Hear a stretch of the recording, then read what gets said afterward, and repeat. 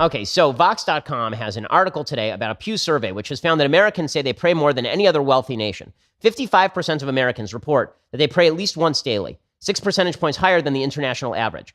Well, that may not seem like a big gap on its own. America is an extreme statistical outlier when it comes to countries with at least a $30,000 per person GDP. So in this category, the global average hovers around 40%. So in Canada, for example, only 25% of people pray daily. That number is 22% in Europe, 18% in Australia, and 6% in Great Britain. In other words, with great wealth comes less religiosity. In the United States, we're still a relatively religious country, and 55% of Americans report praying at least once daily. Vox.com, of course, thinks this is because we're stupid and backwards and we're a bunch of bitter clingers who cling to our God and our guns. I think this is because America is freaking amazing, because it really is. You know, one of the things that you learn when you study the Bible is that people don't stop worshiping God when bad things happen to them. This is one of the great lies of atheism, is that the reason people fall away from God is bad stuff happens to them, and they look around at the universe and they say, why would a child suffer? There must be no God. That's not the real reason, really, why people stop being religious and worshiping God and praying. The real reason people stop worshiping God and praying is because they look around, things are pretty good, what do I need God for?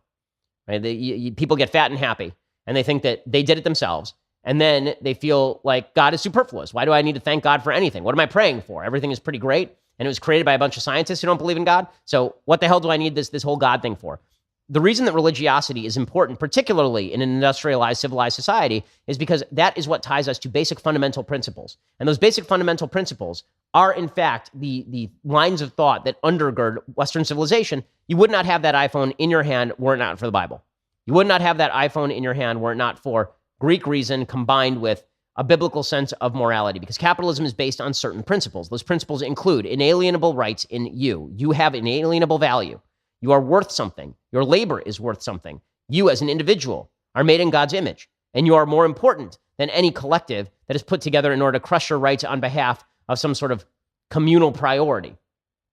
All of that is rooted in a certain fundamental biblical morality that is based, again, on the most important sentence, I think, in human history. The most important sentence in human history is not, in my opinion, treat thy neighbor as thyself or love thy neighbor as thyself.